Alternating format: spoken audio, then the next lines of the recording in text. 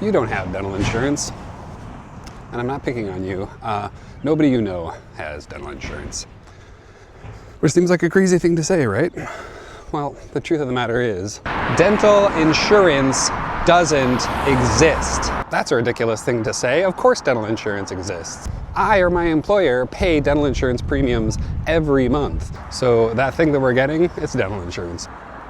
My name is Dr. Ryan Lemke. I'm a dentist in Seattle. For the last 10 years, I've had the privilege of owning and operating the most beautiful dental office in the world, located in Wallingford on 45th Street. For the past 5 years, I've been working with the Washington State Dental Association as part of a team of dentists tasked with theorizing and legislating dental insurance reform to help the people of Washington State get more out of their dental benefits. All that is to say, I think about dental insurance a lot. And I'm here today to give you information about what your dental insurance is, what your dental insurance isn't, and a little bit of history so that you can make informed decisions about how best to use that benefit. Forgive me if I'm a little red-faced.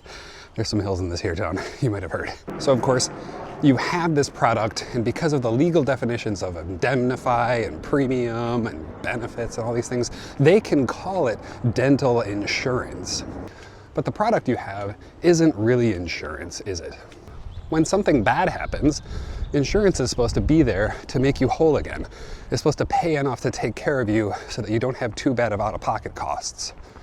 Your home insurance, your car insurance, your health insurance, all of these things are supposed to take care of you and make you whole in the case of some sort of a catastrophe. But that's not how your dental insurance works. The biggest difference between your dental insurance and every other form of insurance you have is that it has a relatively low maximum benefit every year. $1,500, if you're very lucky, $2,000. If you're not so lucky, maybe $1,000. You can't get a lot of dentistry for that. Dental insurance works great for your x-rays, for your exams, for your cleanings every year. If you need to get a filling or even a couple fillings, your insurance is going to cover that pretty well. Typically, it's like 80% up to a certain maximum dollars per year. The problem comes when you need more than a little bit of dentistry. But if you need a lot of fillings, if you need a crown, typically the insurance is only going to cover a portion of the crown, and you're paying a lot out of pocket. If you need to have a lot of dental work, you're going to run out of dental benefits really fast. If you lose a tooth, if you need to get an implant, it's not even touching that. So you end up paying out of pocket. If you're paying most of the procedures out of pocket, orthodontics, any of that stuff, it doesn't really act like insurance at that point anymore. If you're paying for most of the cost yourself, and you have this item that's paying for a portion, maybe getting you a discount, and that's not insurance at all. That's a coupon. That doesn't act like insurance. What you have is actually a coupon. You actually have a dental coupon. Because functionally, that's how it actually works. Well, if we have this product that only acts like a dental coupon, why do we call it dental insurance? Because once upon a time, dental insurance actually acted like insurance. And the name now is vestigial, like your tailbone. There's all sorts of things in our language that are like this. Things that used to mean one thing, we kept the name, but it doesn't mean the same thing that it used to. For example, you still say, I'm gonna hang up now when you're ending a telephone call, but you're not actually hanging a mouthpiece on a wall-mounted receiver and lifting a lever that breaks an electrical circuit to end the phone call anymore. You're pressing a button or touching a piece of glass on your phone, or you're just clicking a little thing in your ear. The point I'm trying to make is dental insurance used to mean something. It used to actually represent a thing that would make you whole in the case of a catastrophe, but it doesn't anymore. So how did we get here? In the 1950s, when dental insurance was in its infancy, manual maximums were $1,000 to $1,500, which should sound shocking because there's still $1,000 to $1,500 in a lot of cases. Back in those days, a full gold crown for your tooth probably cost around $50. You could get 20 of those things in a year. You could get a beer for a nickel. You could get a hot dog for 10 cents. I mean, everything in the world cost a lot different back then. The way they set that benefit was the most catastrophic thing that could possibly happen was to lose all of your teeth and have to get complete upper and lower dentures made. In 1950, it cost about $1,500 to have all your teeth pulled and to make a set of dentures. If you look at inflation since 1950, that was $1,000, $1,500. That's going to come out to $17,000 to $20,000. So if you needed to have all of your teeth taken out and you needed to have conventional dentures made today, it would end up costing you about the same amount of money, $17,000 to $20,000. While we have more expensive and fancier treatments nowadays that should cost more money, the cost of dental procedures has gone up according to the price of inflation. Even if your annual maximum is $2,000 to $3,000, that still in no way keeps up with inflation. And that still doesn't cover a catastrophic amount of dentistry. So you have this dental benefit. You should really just call it a dental coupon. It's not insurance anymore. What's the smartest way to use this benefit? Well, first off, you have to decide what kind of dentist you want to go see. You have to decide between an in-network dentist and an out-of-network dentist. What's the difference between those two? For starters, there is a misconception that I want to clear up right now.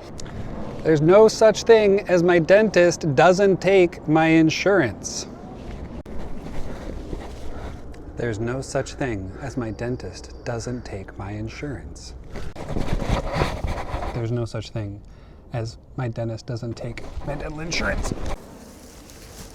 There's no such thing as my dentist doesn't take my dental insurance. This is a fiction that you've been led to believe by insurance companies because they want you to see an in-network dentist. But you can use your insurance at any dentist you want. Every dental office you talk to is more than happy to work with your dental insurance provider to get you the most out of your benefits. I'm talking to people with PPO benefits right now. If you have HMO dental care, choose something better if you have an option. I can't really go into the specifics of the differences between HMO and PPO dental care right now, maybe in a future video. All right, but seriously, what does that even mean? This dentist doesn't take my insurance. If a dentist is in network with your insurance, if they take your insurance, is willing to see patients in your network and receive a lower amount of pay for each procedure they do.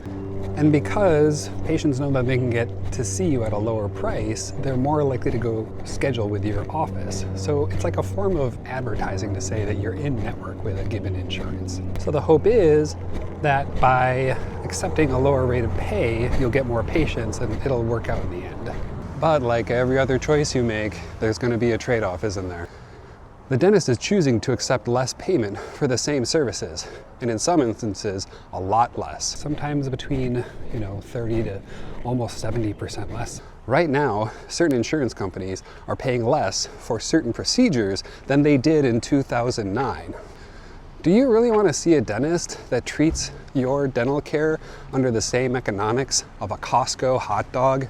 That dentist is going to have to make choices. They're going to have to use cheaper materials. They're going to have to cut the amount of time that they take to do your procedure. Or even worse, they might decide to jack up their prices for people who aren't in your insurance to subsidize your dental care. It sounds terrible, and it is, but this is just basic economics. So why is it that you might want to see an out-of-network dentist when an in-network dentist costs you less money? An out-of-network dentist hasn't signed on with your insurance. You can still see them and you can still use your benefits there. They're just not going to go quite as far. You can use your dental insurance at any dentist you choose to. And the fact of the matter is, you're going to get better care from an out-of-network dentist than an in-network dentist. Because they're being paid to treat you in a fair way. They're not being forced to cut corners. I think both of those choices are valid. I think it makes sense to see a dentist who's in network if you're healthy. If you really want to embrace the notion of dental insurance like a coupon, then maybe it makes sense to maximize your benefits by seeing a dentist who is in network with your insurance. If you're young, if you're healthy, if you don't have a lot going on, go ahead and see an in-network dentist because they are just going to give you the basic care. If that's all you really need, it doesn't probably matter that much. Maybe you've never been somebody who is just going to choose whatever is the cheapest option available to you. If you've had bad luck in the past, if you have something going on that's actually concerning you and you want to trust the person that is going to take care of it for you, you probably see the value in going to the person who's not going to just do it the quickest possible or who's going to take the lowest price for it. You want your dentistry to last, so it might make more sense to go to somebody who's going to take the best care possible of you. the person who's confident enough in their skills and their reputation to charge what they're worth, not just accept what the insurance is going to pay them. If any of those things sound true to you, then maybe it's time to think about seeing an out-of-network dentist, or seeing a dentist who's fee-for-service, seeing somebody who you know is going to be much more likely to take really good care. This is just the way I think about it. You think about it however makes sense to you. And we made it to work. So you've got a bit of a nomenclature problem. The term dental insurance sets you up for disappointment because you're never going to get out of that product what it promises to deliver by its name. I've been saying for a while that we need to change the name of this product and all start referring to it collectively for what it is. You have a dental coupon. Use it wisely. Thanks for watching. I'll talk to you again soon.